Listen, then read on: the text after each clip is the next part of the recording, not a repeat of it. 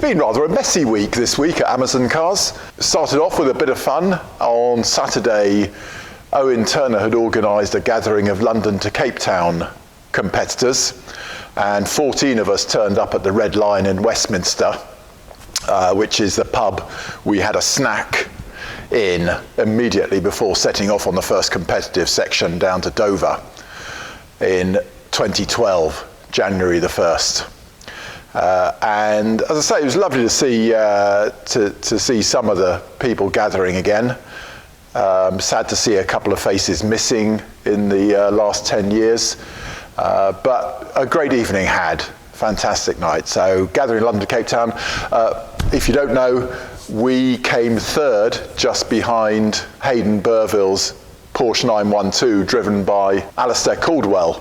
The winning Porsche 911 wasn't in the same event. It was there under historic guise, but there's no doubt it was not historic eligible at all. So we don't count that car. Second came Alistair and Hayden in the Porsche 912. And third came us in the Volvo 144 that Richard, my driver, and I called the Camel. We had a fantastic event. So we set off on the 1st of January 2012 and we arrived there on the 29th perhaps in Cape Town. Memorable event and a fabulous car to do it in. We always knew the Volvo 144 was an extremely competitive car, and that just proved it. So that was Saturday down in London. Very, great fun. Then Monday morning arrived and it was putting on the new Wishbones onto Amy's car. Let's just have a quick look at what we've done with those Wishbones. So that's kind of like the Wishbone that we just put on Amy's car, tubular construction. What I've been doing this week is just trying to get all the offsets onto 3D CAD of the original Wishbone. So that involved in doing a load of 3D printing. So here we have two wedges, 4-degree wedge, 4-degree wedge and a 5-degree wedge to see exactly what the angle of the lower ball joint is, and it actually turns out to be 4.5 degrees, 4.5. So that was a bit of 3D printing. Then I created a pair of dummy bushes out of PLA, and you'll see this one here has a center point there to give me the vertical and horizontal datums. Okay, vertical datum, obviously just using a square and a mark on the table.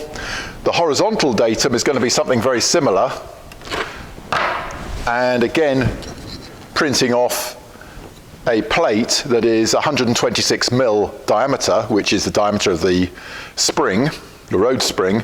That then drops snugly there with no play there. And I have a point at which I can drop my pencil through and mark the center. So we'll mark it on the bench here, and that'll give us our horizontal offsets to the bushes and to the lower ball joint.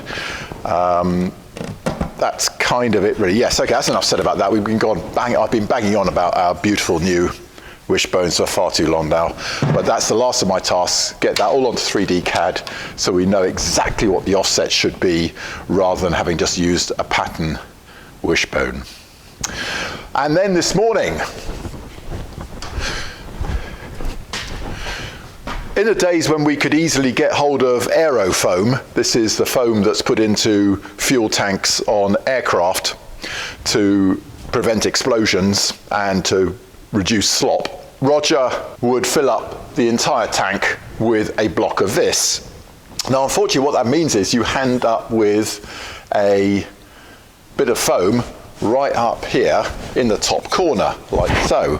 So your nozzle is straight onto foam, which tends to froth a bit as you fill up with fuel, which then means the filler senses fuel and shuts off. So filling up this fuel tank always used to take an irritatingly long time. So I had a chat with Roger about this, who makes the fuel tanks for us, and he said, oh, well, you can actually heat up a tube and drift it through the foam and pull out a plug.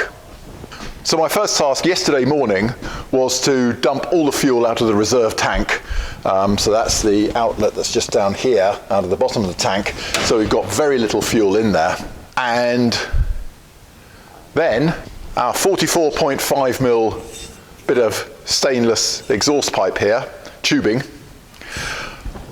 I cut into a tapered edge here, a knife edge almost here, and used our inductive heater just to warm it up to cherry red. So what we do is we heat it up to cherry red.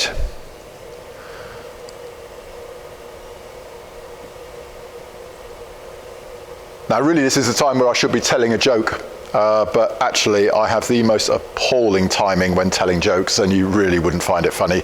And also I've forgotten the very funny one I heard yesterday already. So you'll just have to hear me whittering on. But here we go. It's beginning to warm up now.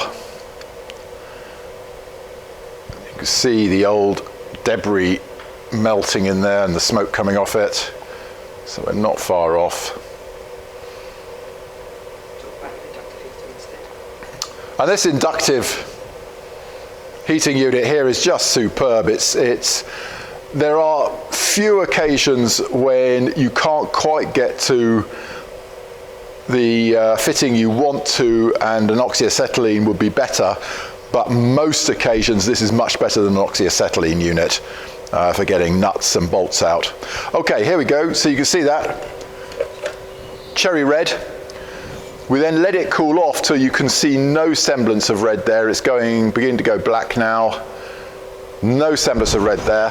And then we drift it through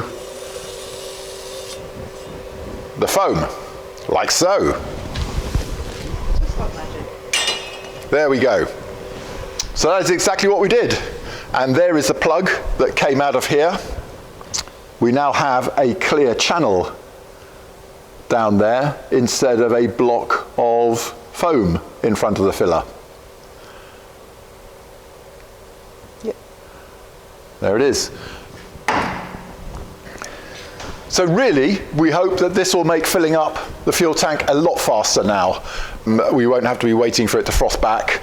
So yeah, that'll be interesting. I'm kind of looking forward to getting this back out on the road again and trying that out.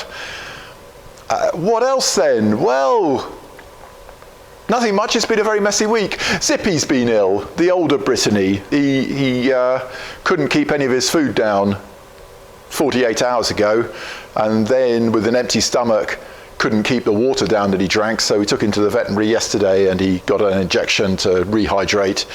And this morning he ate a little bit of breakfast and greeted us with his chirpiness. Come and see, just to prove that I'm not lying, come and see Zippy. Here boys, that's it. Turn for the camera. So yes, so we think it's a virus. Because he's so fit and healthy, he tends to run a bit light. He could do with a bit more meat on him, but he's a very fit dog. And we hope that he's just thrown it off, whatever it is. He's not a scavenger, so we don't think he's picked up anything poisoned on his walk. And Emma said he wasn't away for long enough to eat anything.